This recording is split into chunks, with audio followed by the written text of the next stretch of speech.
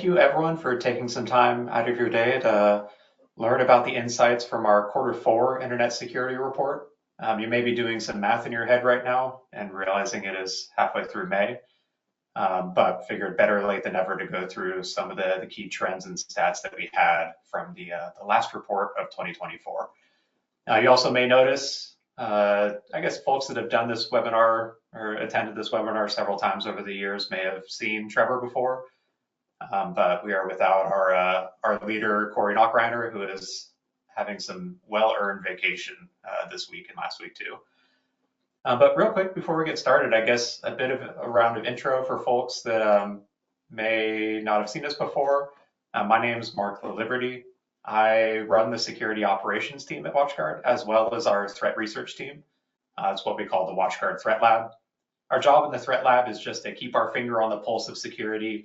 We pull in the threat intelligence that we collect from you, our customers and partners that opt into sharing it with us, third-party feeds, and stay up to date on the latest news to turn that into actionable guidance for all of you on how to defend your networks, and if you're a service provider, how to defend your customers' networks as well too.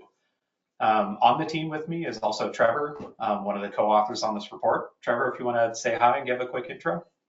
Sure. Yeah, I'm Trevor Collins, security engineer at WatchGuard. Like Mark has said, I have been on this presentation before, although I'm always the sub for either Mark or Corey. And I wear many hats. One of the things that I work on is ingesting and analyzing all of the data that we get in from the Firebox feed, and obviously write for the report. And not to forget, Corey also we get a lot of help for this report. Corey, our CSO, also helps with our report in here, writes a lot of the introduction and make sure that we are all accurate in what we are presenting. And then Ryan as well provides a lot of writing and details for our report as well. Yeah, it definitely takes a whole team to put this out every single quarter. I remember back when Corey and I started this back in, I think, 2016, coming up on 10 years now. I'm very thankful to have all the help, especially with Trevor doing a lot of the heavy lifting for some of our data analytics and data collection. But enough about us. Let's quickly go through the agenda for today. So we're going to start, like Trevor mentioned, with some of the key trends from what we call the Firebox feed. This is our analysis of incidents and events that were generated from Firebox appliances deployed around the world.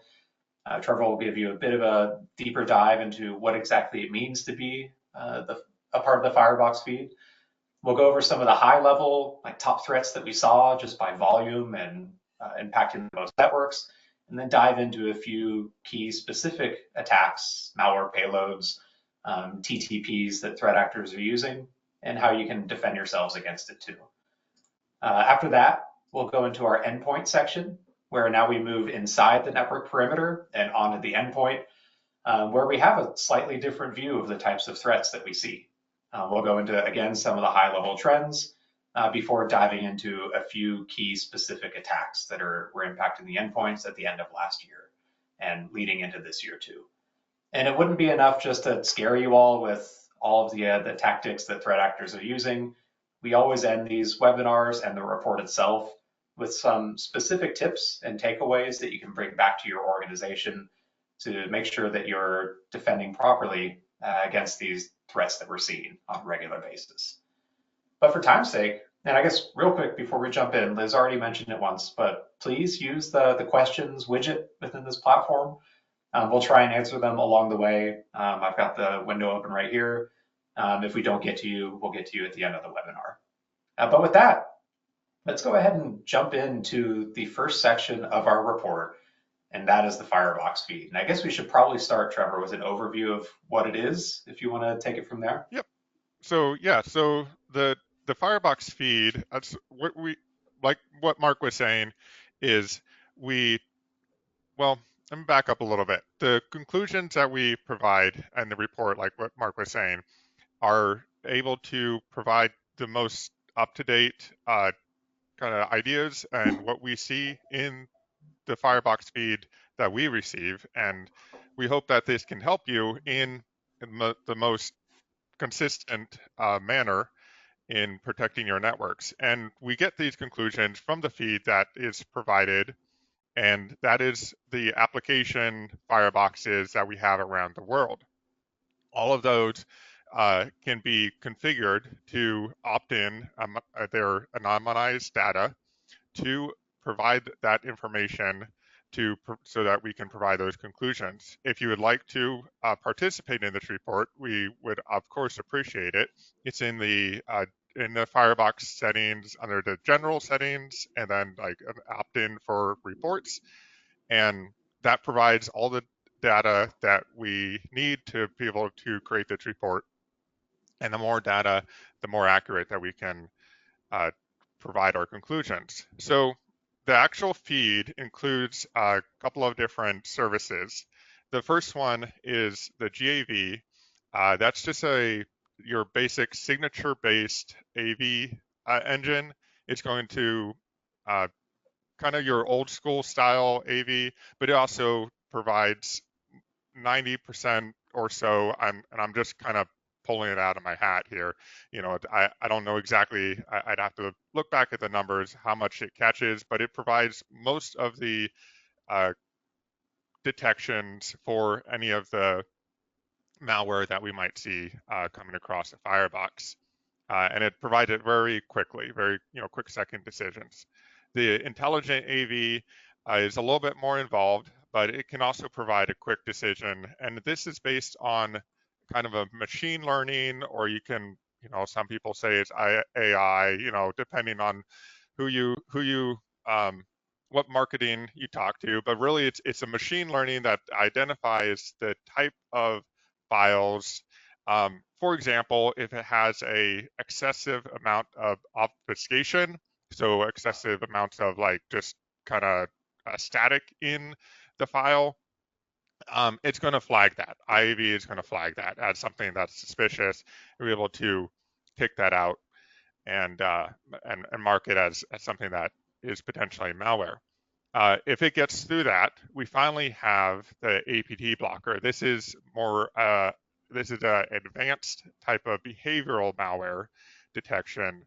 And so what happens here is we'll actually send the file to a sandbox, an advanced sandbox that will detonate it and figure out exactly what that file is doing. So if there's like a timer on there, a lot of malware can have like the delay, or it can just kind of hide itself until it actually gets on a computer, and then it morphs itself into a malware. This will actually figure out what the end result of this file is trying to do and be able to identify if it is malware. So beyond the malware section or beyond identifying the malware, we also have IPS. This is our IDS system that also will protect the network.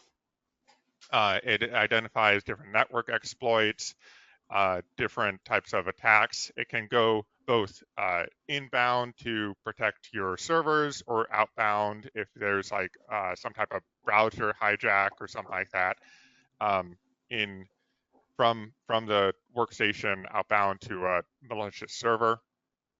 Finally, for our Firebox feed, we have DNS Watch. This is going to be able to identify domains that are malicious, so that even if we don't detect anything on a domain, if there's a piece of malware, there's a piece of program that's accessing a domain that we shouldn't ever be contacting, we're going to be able to flag that, block that traffic, prevent any further infection at that point. And so that is everything that we receive in the Firebox feed. And so Yeah. And real quick, let's like just to reiterate what Trevor said, if you are a current WatchGuard Firebox customer or partner that manages them, please consider opting in to sending this device feedback to WatchGuard. It is the only way that we can get such a clear view of the threats that are targeting our customers globally. Yep. Sorry, So Trevor, with please. that, yep. So with that, let's go ahead and take a look at the overall trends on the next slide. Let's see, able to, there it is. Okay, so with the malware trends, what we're seeing here is an overall increase in detections. This comes with both of our overall malware protections, in addition to our IAV, our APT blocker, and a slight increase in the basic GAV services. So all of these, we are actually seeing a significant increase. From the previous malware, total malware, this is almost double. So last quarter, I believe it was almost 800, 799 in Q3, and then in Q4 for what we're looking at right now, it's at 1,553. So a pretty significant jump. A good portion of that comes from our intelligent AV. That jumped to 888. I, we try and figure out why these are jumping in such a significant amount, especially when we see this big of a jump. But a lot of times, what we see is there might be a few pieces of malware that happen to come across that quarter that one type of engine really identifies. So the GAV wasn't able to identify this particular malware, but the IAV was. And so this past quarter, that's where all of these detections came from. And so that's why it's important to have this layered approach on here to be able to block it. I don't, not really a whole lot much to add. I don't know if you had anything else to add, Mark. It's really interesting seeing such a massive increase in threats that are caught by this AI-based anti-malware service. And I think we are contractually obligated in 2025 to call it AI and not machine learning, unfortunately, even though we all know what it really is. But it shows that attackers are evasive in the threats that they're creating. And this doesn't necessarily mean like just brand new malware that we've never seen before. It's actually pretty trivial for threat actors to take a old malware payload, run it through free or paid tools to make it evade basic signature-based protections, and potentially evade your defenses if you're not using advanced anti-malware services that use AI or machine learning and behaviors to detect those threats. And in fact, one of the numbers that we look at every quarter in the report is something that we call the zero-day malware number. For the technical folks in here, when we say zero-day, we don't mean like a zero-day exploit, which would be an attack against a previously unknown or unpatched vulnerability. When we say zero-day malware, we really mean malware that gets past signature-based protections, either because it is brand new malware that we've just never seen before, or like I said, more commonly because they've used tools to make it evasive. And we actually saw an interesting swing this quarter compared to the previous quarter, where if you remember back in quarter 3, we actually had one of the lowest zero-day malware numbers that we've had in a very long time. It was roughly 20% for just general threats we caught, and 22% for threats that arrived over a encrypted session. In quarter 4, so the end of the year, that rebounded. And just over half of the malware that we saw in general was what we called zero-day malware or evasive. And when you look at threats that came in over encrypted connections, which is generally the overwhelming majority of all internet traffic uses encryption, that number jumped up to 78%. So what this means is if you are just relying on signature-based anti-malware tools, you're missing potentially up to 3/4 of all of the threats that are out there. And I don't know about you, but if I went to my boss and said, hey, our defensive controls are only catching a quarter of the stuff that are out there because we're not using everything that we have in our arsenal, that's not a good strategy to employ within your organization. Another big takeaway from this is the majority of WatchGuard Firebox customers actually don't enable decryption for HTTPS connections. And I get it. It's one of the few features that it's not just a simple checkbox. There's a little bit of work that goes on in order to make it work. You need to take care of certificate management and either use a certificate signed by your domain or roll it out to all of your endpoints within the network. But the benefit for that limited bit of time investment is massive because the majority of internet traffic, I think roughly 95 to 97%, last time I saw a stat from Google, uses HTTPS encryption. And so if you are not decrypting that traffic at your perimeter, at your network security control, you're not able to see inside it. And you're not going to catch the malware threats or network attacks that are potentially going through those connections. So it's definitely worth the time investment in order to set up that decryption. Cool news if you are a WatchGuard Fire Cloud customer, our new firewall as a service offering. One of the great benefits of that is it just takes care of it for you. It's not even a checkbox, it's just always enabled for being able to decrypt and protect network traffic that goes through that agent. Real quick before we move on, so there was a question from Bob. Hey Bob, good to see you, hope you're doing well. Just asking to confirm where these settings are for sending device feedback. Just in case anyone else is having trouble finding it, it is under the general settings or global settings for the Firebox, depending on where you manage it. If your Firebox is running before firmware 12.11, there will just be a single send device feedback checkbox. After 12.11, we broke it out into even more granular, and you can just send specifically threat telemetry for us. If you don't want to send any of the other non-security threat telemetry back to the product management team. But with that, Trevor, do you want to take a look at some of the top malware threats that we saw for this last quarter? Yeah. So this quarter here is not quite as interesting as far as the new malware. However, we did get some interesting detections in our top threats. So this table here, we're taking a look at the most detected malware families that we see in Q4. So we can have the count here. The very top threat, which is actually a brand new threat, has 194,000 detections.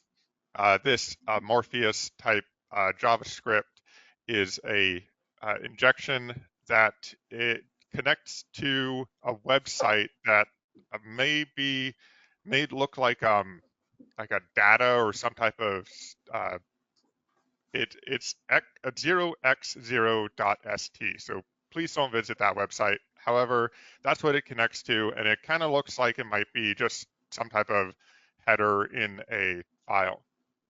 Anyways, this particular malware, to get into a little bit more, is just a PowerScript or a PowerShell script that installs keylogger, installs spyware, and is essentially going to take over the computer and use it as a botnet.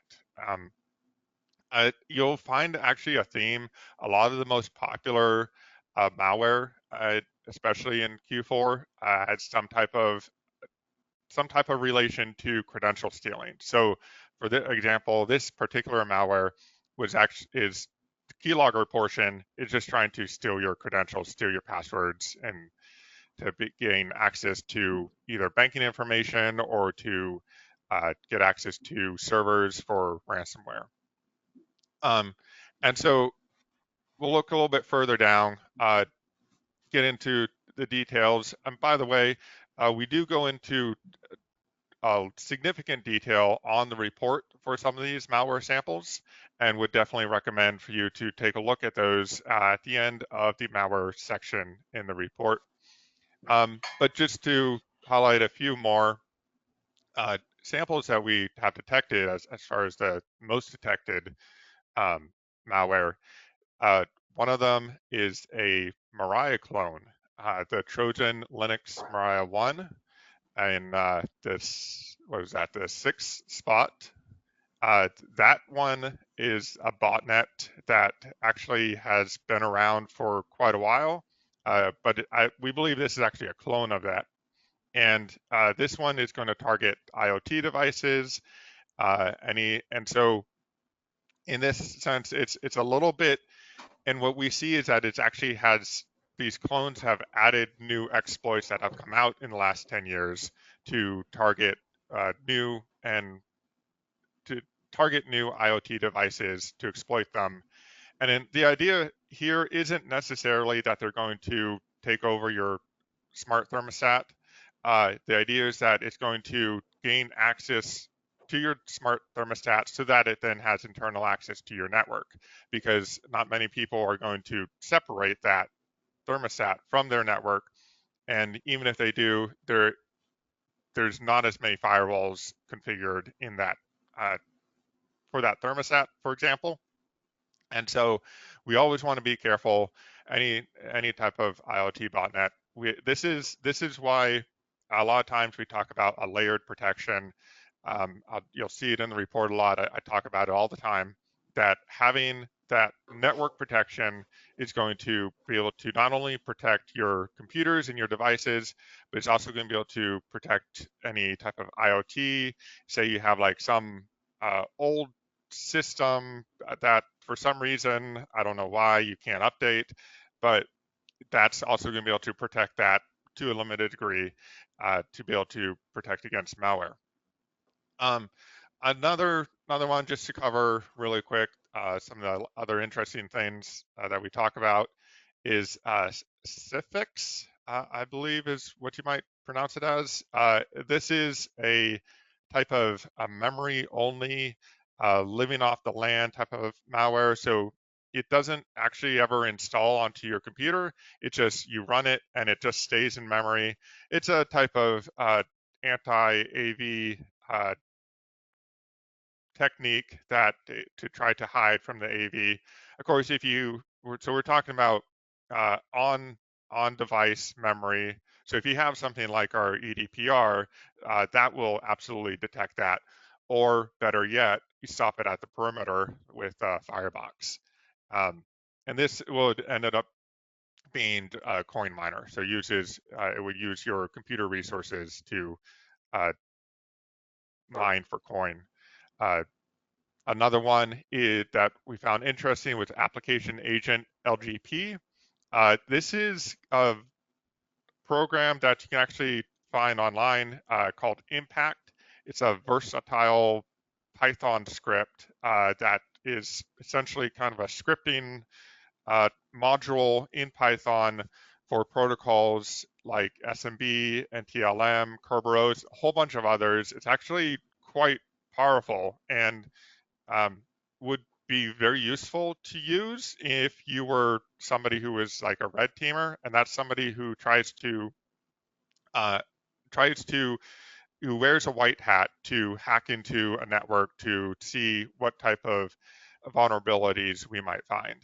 And but if you find that on your network and it's not on that person's computer who you have explicitly allowed, then this would absolutely raise a bunch of red flags, and you should make sure that you should probably investigate this as well. So anyways, we caught this a bunch of times, and this hack tool as the third most popular malware. And with that, that is our top malware. Let's go ahead and take a look at the most widespread malware. So instead of looking at kind of the most popular or the most detected malware, what we're looking at the widespread is how many fireboxes have seen a particular malware family. So this is especially for most fireboxes have seen one of these malware, or at least up to a certain percentage compared to the rest of the detections. Uh, you can see here a lot of these are Office document exploits that turn into scripts. So the CVE 2017 011904 that's a Office exploit we've seen all the time. Absolutely the most popular um, malware, and I'm using exploit and malware interchangeably just to clarify it's a piece of malware that uses that particular exploit. And uh, we could see that. One interesting change actually in this particular widespread malware quarter that we see, the table, is that the Zumzi, I think that's how you pronounce it, is actually a little bit different. Most of the time we will see uh, a type of document exploit or a type of phishing campaign. Zumzi is actually a remote access Trojan that is meant to be installed on the victim's computer. Um, and it is again this type of rat, a remote access Trojan, is going to try to get credentials, install keyloggers, take screenshots, things like that. And so both of those, the second and fifth most popular malware, or most widespread malware, not popular, most widespread, is going to be those type of remote access Trojans. And then with that, I don't know if you had anything else to add on there. We can take a Yeah, look at the network attacks.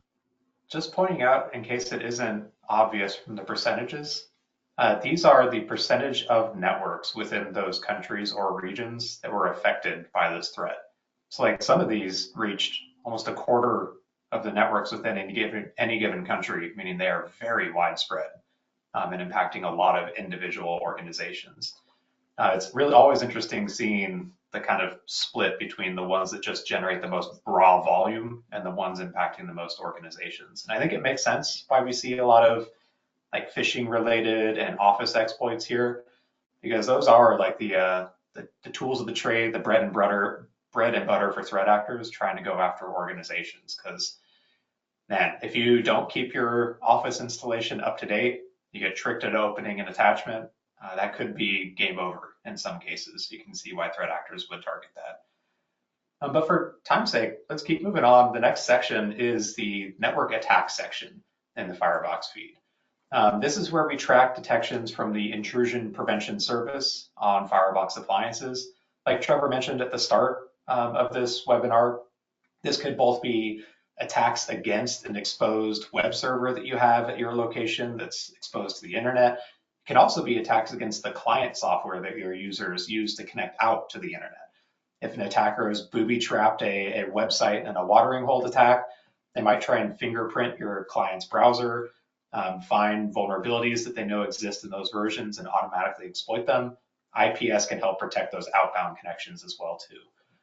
Interestingly, our total detection volume was actually down at the end of the year compared to quarter three. It was roughly a 27% drop quarter over quarter, which is pretty interesting, and it bucks some of our trends that we usually see with both malware and network attacks ramping up in quarter four. Usually as organizations are more online, trying to get deals done, trying to, even during the holiday season, get holiday shopping done. There's generally more activity, which leads to more threats, but it was interesting seeing it go down a little bit in quarter four. But that was paired with an increase in the number of unique detections that we saw. So IPS on the Firebox, it is a signature-based engine. We use signatures to catch specific types of threats. And generally, we only see a certain range of those signatures triggered across our customer networks over the course of any quarter. We actually had a 13% increase in the number of unique detections, so the unique types of threats that were being blocked compared to previous quarters, which is pretty interesting. When it comes to some of the top network attacks we saw by volume, this quarter was actually admittedly a bit boring in that there wasn't anything brand new, nothing that we hadn't seen before in previous reports. There were actually two that returned after a multi-year absence, though. Two of the SQL injection threats that you see towards the bottom of the top 10 list. We'd previously seen those a couple of years ago. They're more generic signatures designed to catch common patterns of SQL injection attacks against database servers or applications that interface with databases on the back end. But paired with that, there's actually a large number of other types of web threats that are specifically targeting like common types of vulnerabilities, just generic vulnerabilities and applications.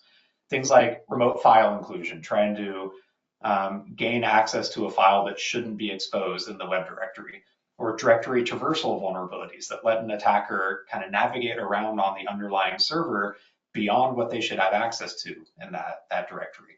The SQL injection issues, even cross-site scripting, all make common types of flaws that even in 2025 still exist in web applications out there. This is one area where I'm really hoping that like AI assisted development and AI assisted QA can help software developers maybe finally start to close some of these common types of issues that we see in applications. On the flip side, though, if those AI assisted development tools aren't better than humans, they might even introduce additional vulnerabilities that might be even more difficult to debug and catch from software developers that are no longer familiar with their own code. In the report, we also move beyond the top 10 and even go into the top new threats in the top 50, just because with our network attacks section with the IPS engine, the bulk of the stuff we see at the top is really just automated scanning tools that threat actors are using or researchers are using to try and just find easy stuff to exploit out there. The really interesting stuff tends to be a bit below that, where we see new emerging threats, or at least newly exploited vulnerabilities that maybe weren't so popular to go after historically. In the report, we go into in depth several of these key threats, but just to name a few, there was the authentication bypass vulnerability in the SolarWinds Orion application. This was used to deploy that supernova malware and the SolarWinds incident from a few years ago.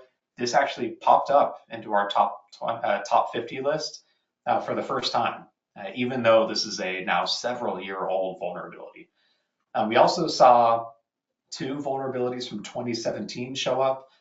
One of them in a network management application called MXView, another one in Oracle's WebLogic server.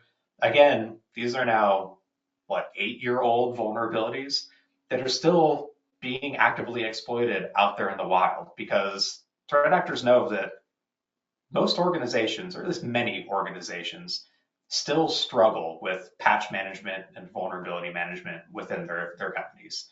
And even if you have a good, robust process, if you're missing a server because the management process is broken, the agent stopped checking in, or it's just something you feel like you have to take care of manually, the attackers only have to get it right once on that server. And it makes it really difficult for us as defenders to defend against these threats. Real quick before we move on, there were a couple of questions that I saw pop up that I'll handle right now. One of them was related to another security service that we have on the Firebox that we don't actually cover in this section of the report or in the report at all, called our botnet block sites list. It's a feed of effectively an IP block list that we keep updated throughout the day of just known malicious IP addresses that you can, as a checkbox, turn on and prevent connections both to and from IP addresses in that feed. The question, though, was how do I specifically look for blocked connections outbound from my network? Like, yes, we know malicious IPs are always scanning, looking for victims. We're always going to see inbound connections being blocked by the Firebox just from that automated noise out there. But the really interesting stuff would be if one of my hosts start connecting to one of those IP addresses outbound, that could be an indicator of an ongoing incident within my network. So they wanted to ask specifically in Dimension, which is one of our logging and visibility platforms, how do you search for or filter for botnet hits outbound only? We don't have a dedicated filter for this, but the guidance I'd give is put together a search in there that first off looks for botnet detections. So keyword being just botnet is probably the one you're looking for. And then you can actually filter logs based off of the interface name. So the name you give it on the Firebox, it's a field in every log message. It's IF_name. And if you just use your list of internal interfaces on a smaller device, or at least your primary ones on a larger device, depending how many you have, that's a really great way to catch outbound connections, is filtering ones where the inbound interface is the name of the internal one. For connections that are coming into your Firebox, the first interface it hits would be one of your external interfaces. So that's one quick, easy way to cheat. I'm not sure the similar strategy would work in WatchGuard Cloud log search. It's just slightly different than how we handle it in Dimension, but I hope that helps. There was another question I saw pop up, well, which is I feel like the very topical question in these days. Will AI really help people still using versions of Internet Explorer that are vulnerable to CVE from 2015? Uh, there's actually a decent amount to unpack from that type of question. Trevor, you want to take a stab at it first? I see you queuing up a response, but Yeah, I've got I something to mean, say too for sure. there's like you said, there's a lot to unpack there because it's the idea that AI is going to solve all of our security problems. I think has been shown to be bogus, but it will help. Um, we like I was speaking previously, we are looking at a layered defenses here, and we can protect them at all the perimeter. We can protect them at the fire at the workstations, and then finally, there is a layer of the user themselves. This I would actually is where the training comes in. And if we can be relevant to the question, we still also have AI that could potentially be used for training. And this is, maybe a future product. But uh, if we can do something like if the user, there are examples of services like this where if a user clicks on a link that is sent by us that is actually a test email to see if they click on malicious links, and then we say, hey, that user needs to go to training. This is something that we use internally. And so I would recommend that you look into those things. That'll help to identify and train users who may not have the best security practices and help to guide them in that right direction. Yeah, and I think my take on this is when we talk about AI, like we've been using AI in cybersecurity for decades now. We use it in anomaly detection. Intelligent AV has been a part of the firebox since I think 2017. Someone might need to correct me if I've got my dates slightly off. But one of the great things that AI and machine learning does is analyzing large amounts of data and coming to conclusions. And one of the really cool things that like the recent explosion in large language model applications has brought is pairing that analysis of huge amounts of data with really an interface that's really easy for humans to interact with using natural language. And where I'm going with this is one of the issues that, even just speaking from experience, security practitioners have is understanding the whole picture of the attack surface for an organization and where gaps might be. Yes, we've got tools that help us with that visibility, but using tools can still be difficult to hop around with huge amounts of data. And really pinpointing the most important pieces that you need to prioritize can be a difficult decision process too. So just thinking like long term of good applications for this new collections of AI that we're seeing, I could really see it helping out in that space where maybe it helps you find that one user that's using Internet Explorer still from 2015 with a whole bunch of vulnerabilities that you otherwise didn't notice because that's just like one bullet in 5,000 that you're dealing with on a daily basis. And maybe you can help automate the response to that too. In present though, you can already use AI for anomaly detection protections against these organizations or against these endpoints. And especially with tools like network detection and response, which we just launched last year, it doesn't care what the application is, what version it is. All it does is it looks for anomalies in what is normal for an endpoint. And so you can use artificial intelligence in this really agnostic way where it doesn't care about the endpoint or the application. It just knows what's normal and what's not. And that's another great application for it. But for time's sake, let's go ahead and move on to the final section for the Firebox feed. This is where we look at the malicious domains that we detected. And Trevor, I think I'll hand this one over to you to go Yep. through some of this list. Thanks, Mark. So yeah, like we were discussing in the Firebox feed, this is the DNS watch section. This type of data that we get from the fireboxes are providing us suspicious domains that were accessed from the networks. that are providing this feed. So, and we separate these into different sections here. So, uh, and again, this is just devices uh, that workstations that maybe have accessed a domain, either maybe they went to the website, maybe it was a botnet that was accessing it. Um, Although I would say based on the names that I'm seeing here, most of them are probably links that have been clicked on accident from emails, or they found a link to software that they were thinking that they could download, but this is actually a malicious website. So um, this is why we need to be really careful about identifying what type of software we're downloading, making sure that we are actually going to the manufacturer's website and not always just Googling it and clicking on the first link. So we separate this into different sections. The first section is malware. These are domains that we know are delivering malware over like content delivery network. They're known domains that are delivering that, and so a lot of times you just any type of access to this, we automatically want to flag and automatically want to make sure that whatever was downloaded is removed. We only see one new domain, the fee-free pool, p2.freefree pool, say that 10 times fast, is going to be a crypto mining campaign. So that's not sure exactly, didn't really investigate this one in particular too well, but a lot of times it's like a JavaScript or some type of malware that's downloaded and it turns into a crypto mining campaign, possibly Monero or another type.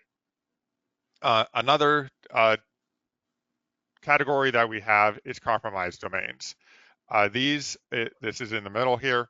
Our compromised domains are domains that previously were legitimate domains, previously had a good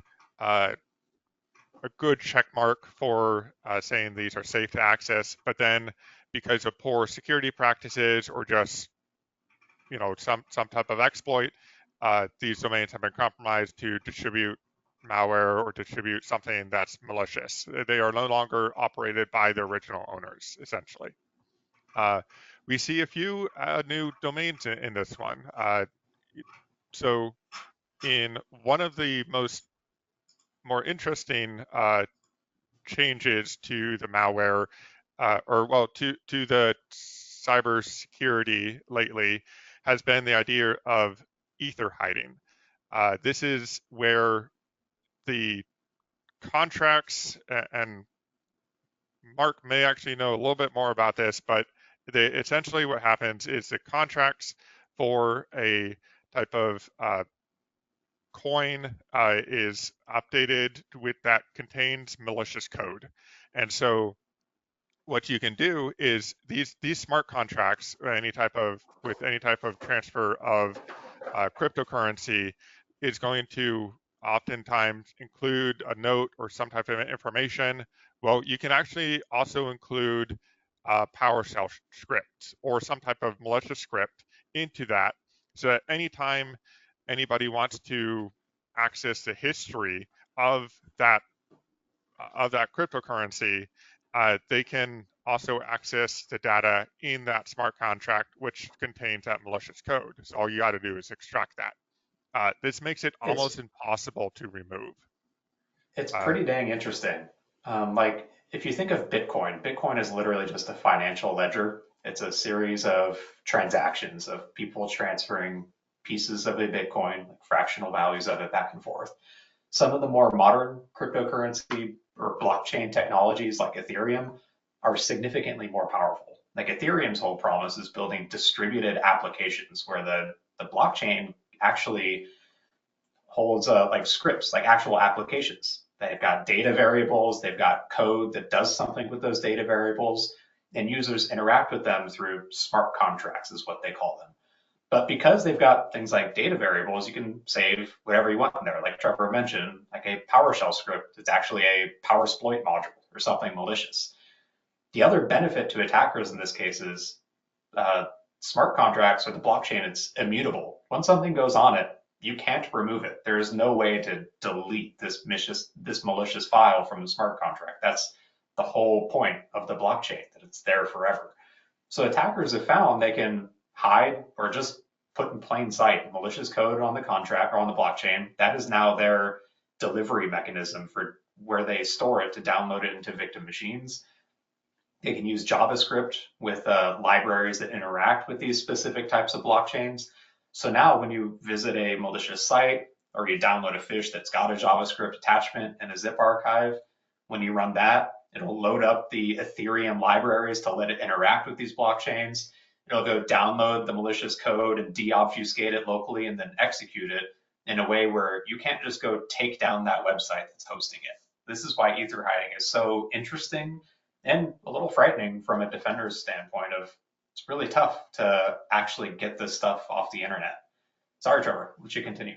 No worries. Yeah, and the fact that they're using the cryptocurrency applications mean that they can hide that in the application data, where a lot of devices don't inspect.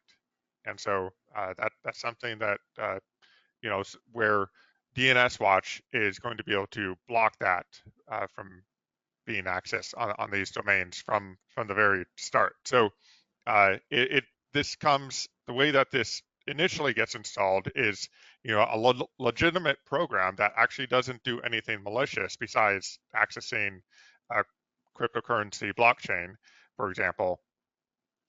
It's going to come from a fake browser update, and so that's where that kind of thing starts. Another compromise domains that we see new is from a malicious actor called Magnet Goblin. These are financially motivated actors, and what's interesting about them especially is they also target Linux as well as Windows. And so they're going after anything that they can exploit to gain or any system that they can. So it's not always Windows devices or Apple. We really, this is going to be able to protect all of your DNS Watch is something, it's that layered approach that's going to be able to protect all your systems. Finally, I'll just go really quick over the phishing. The phishing are just as it sounds. They're credential compromising campaigns that try to pretend that they are, for example, SharePoint. SharePoint domains are pretty popular domain used for phishing because they a lot of times users will associate that with Microsoft. They see SharePoint, they see Microsoft, or maybe you have SharePoint used locally. Well, just in this case here, you can still host malicious domains under a SharePoint domain, and for a while until people get caught on. But there's nothing to stop anybody from hosting a subdomain. For example, the United Nations -my subdomain in here as a phishing campaign. So that's something always to watch out for.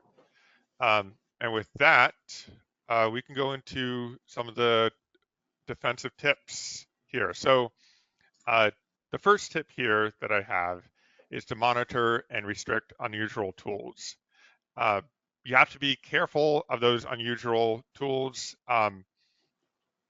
And so when things like keygens, and we talked about the malware with the Hercules malware that we talked about previously, you need to make sure that if somebody, or also, for example, if you see the Python impact that we were talking about in, say, the accounting department, that's something that's suspicious. So it's not, so the Hercules malware is like a keygen type of malware. Those things are really kind of grayware as far as malware, but legally you shouldn't ever be using those, obviously. Um, and these are things where we want to keep an eye on what programs are running.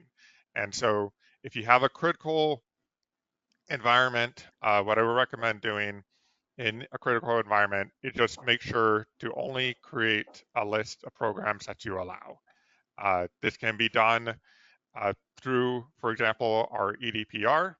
We can say only these programs are allowed, Windows, and Notepad, and maybe whatever software you need, accounting software you need to run on that computer.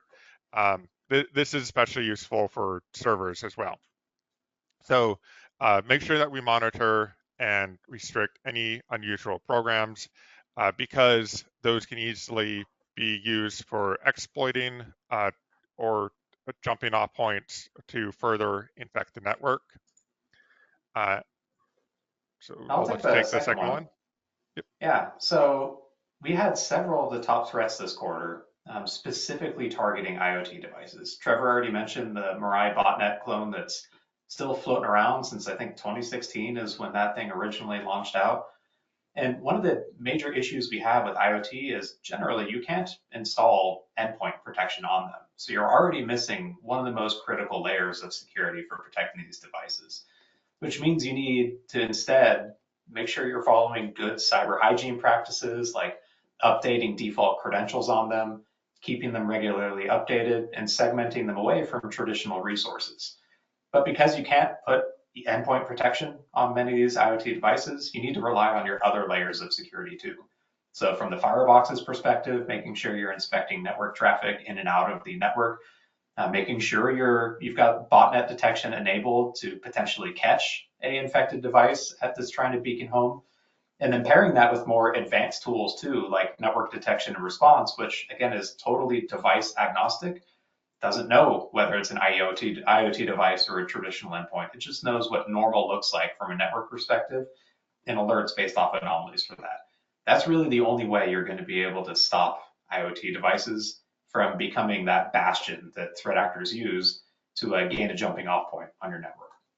And Trevor, do you want to quickly cover the third? Yep. So we want to prioritize patching relentlessly. And we put in relentlessly on purpose because this is something that we need to always keep updated on.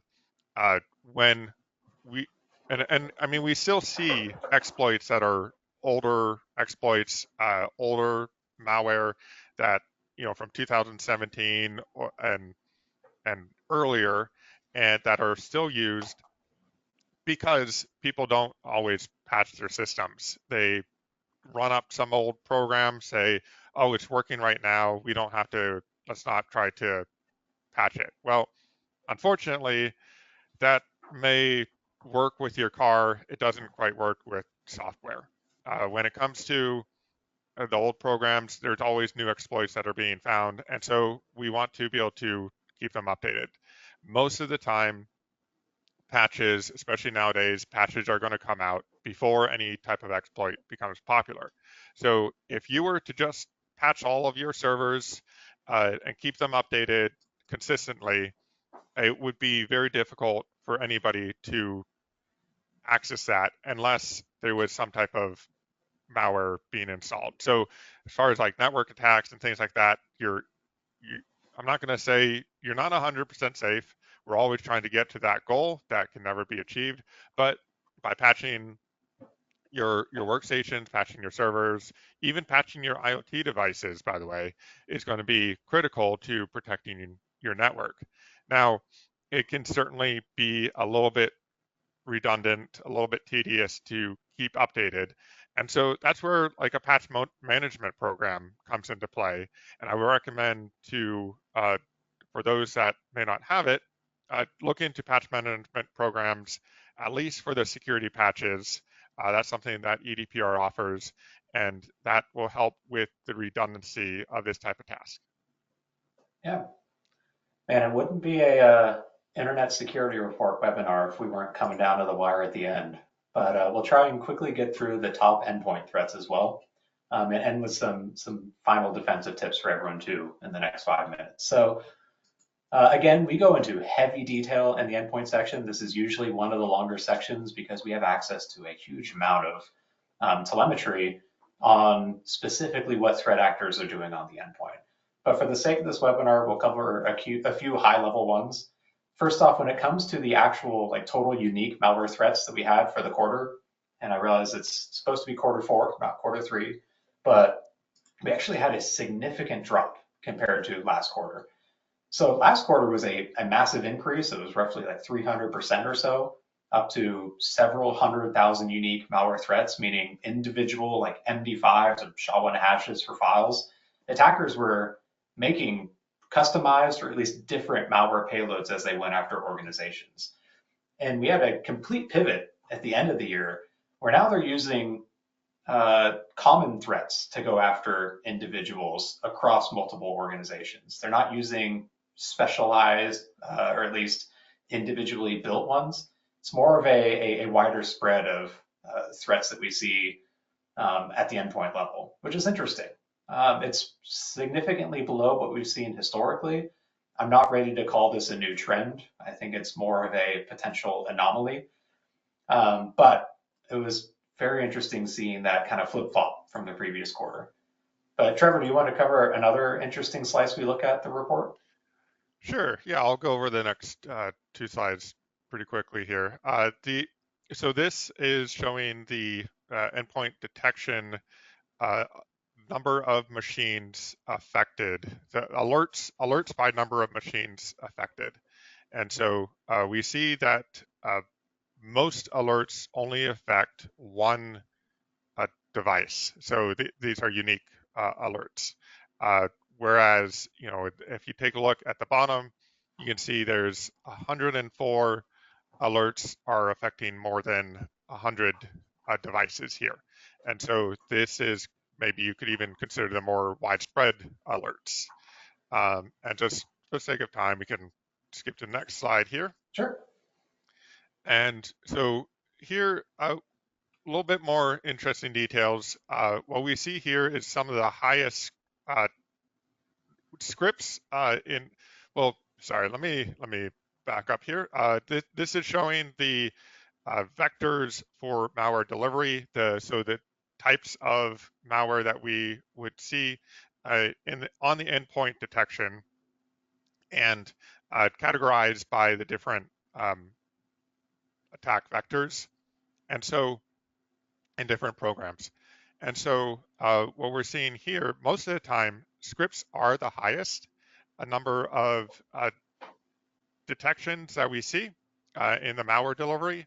But in this case here, 82% is very high. Usually it's around like 50%, although I think I may have seen it higher a while back for the scripts. But this is just something to be aware of, that these types of scripts are the highest when it comes to endpoint. Now, I think there is obviously a little bit of a difference between what you're going to see on endpoint versus what you see in a network firebox feed.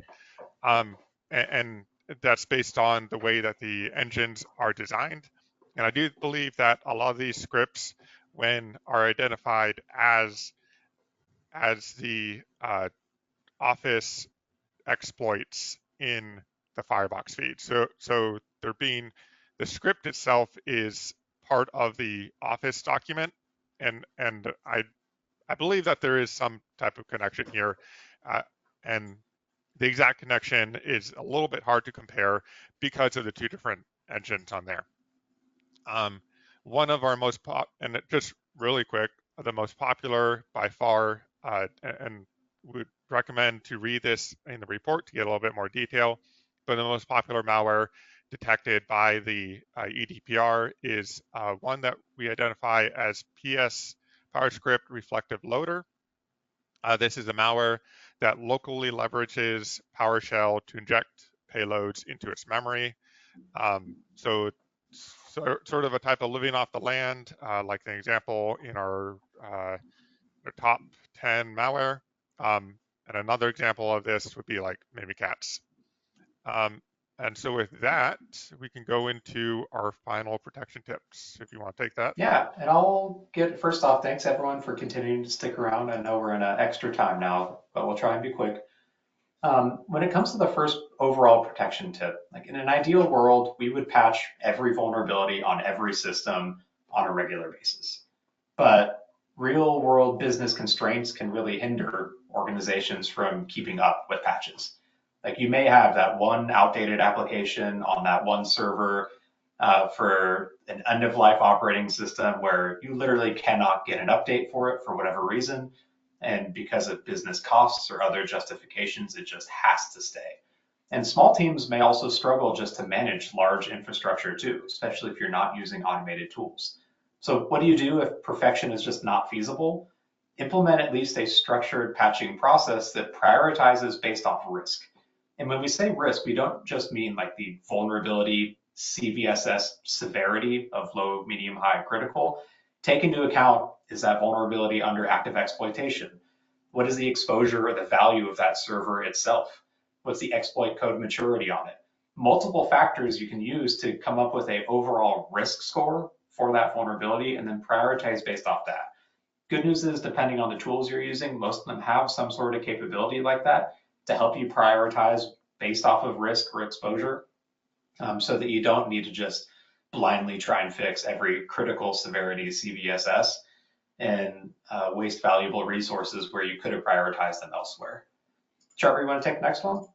Yep. So we want to make sure we're protecting not just the Windows devices and Apple devices, but also the Linux and IoT devices. Um, over the last few years, in fact, we've seen an uptick and continuous upticks in Linux and IoT targeted malware. Uh, and so, like the threat actor Magnet Goblin, this is by protecting, and like I discussed earlier, protecting these types of devices, besides just the Linux servers, is also going to prevent a jumping off point for further attacks on your network.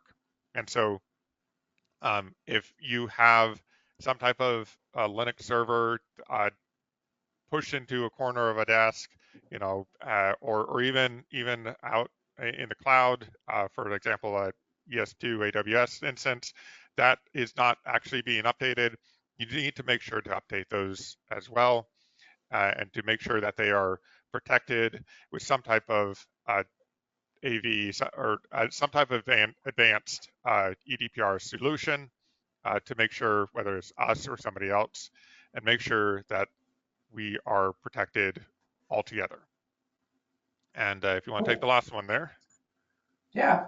So the reality is modern malware threats are multi-vectored. Attackers have multiple ways to kick off an endpoint infection, whether it's a script the majority of the time, or using a built-in Windows tool, or just exploiting a vulnerability in one of the applications we use.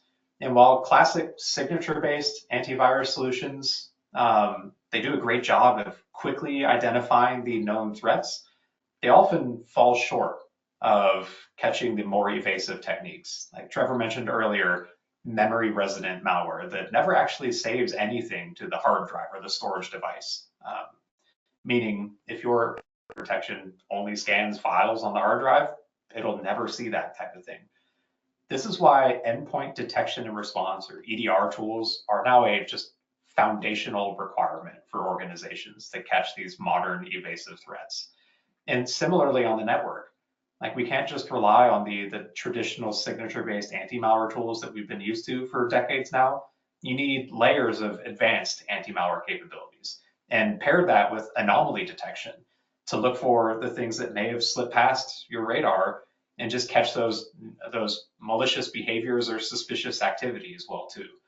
Really, you're not going to solve anything with a silver bullet in cybersecurity. There's no one single thing you can deploy or set up that's going to make you unhackable or protect you from all the threats.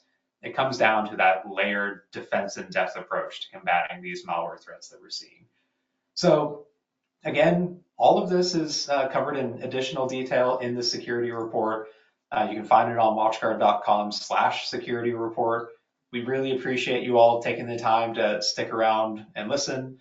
I have to give a shameless self plug. If you want to check out our podcast, the 443, we break down on a weekly basis the latest industry trends and cyber threat actor techniques in a pretty fun format of basically just me poking fun at my pushing buttons and my bosses the whole time. It's pretty great. But thank you all for sticking around. If we missed any of your questions, we'll follow up with you after the webinar. Hope you all have a good rest of your day. Thanks, everyone.